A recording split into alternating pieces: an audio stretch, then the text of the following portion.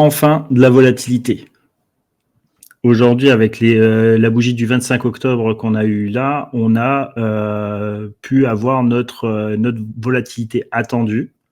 C'est conforme au plan qu'on s'attendait, puisqu'on s'attendait à cette structure plutôt haussière. On avait un retard par rapport à ces lignes de force.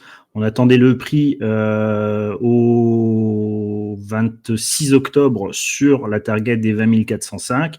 Donc, rien qu'avec la bougie d'aujourd'hui, eh bien, ça a rattrapé ce retard. Donc, on est bien dans une petite dynamique haussière.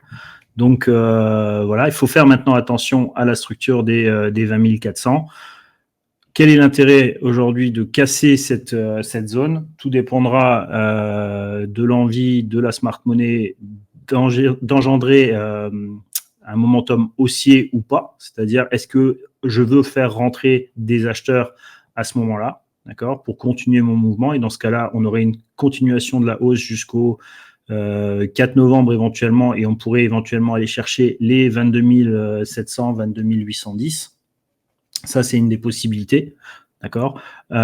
Plutôt, on va dire, sur le 4 novembre, si on suit ces lignes de force encore, ce serait plutôt vers 21 200, d'accord. Et là, ça permettrait de refermer tout le dernier bloc, l'order bloc qui se trouve là, et l'imbalance qui se trouve là. Donc, c'est plutôt cohérent.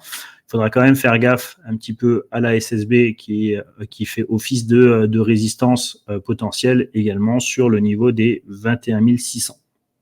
21 680, pardon. Ce qu'il faudra également faire attention, là c'est plus pour du plus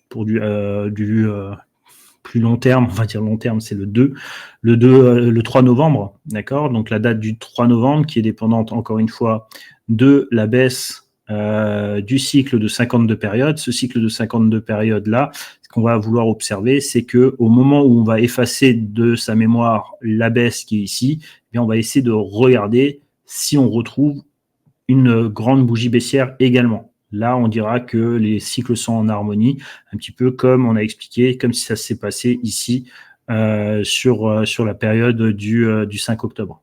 D'accord. Donc, on a une date vraiment à retenir sur le momentum baissier, éventuellement qui pourrait reprendre, c'est à partir du 3 novembre. Donc, on voit que c'est la fin également de la fluctuation haussière qui devrait se terminer vers le 4 novembre. Donc, entre le 2, 3, 4, on va dire qu'il y a la possibilité de reprendre une influence baissière. Donc, jusque-là, on peut continuer son momentum haussier pour aller rechercher à minima les 21 650, voire dans une poussée extrême, aller chercher 22 700. Par contre, on s'attend quand même à partir du 2, 3 et 4 novembre, plutôt un mouvement correctif. Voilà ce qu'on pouvait dire sur le Bitcoin d'un point de vue général.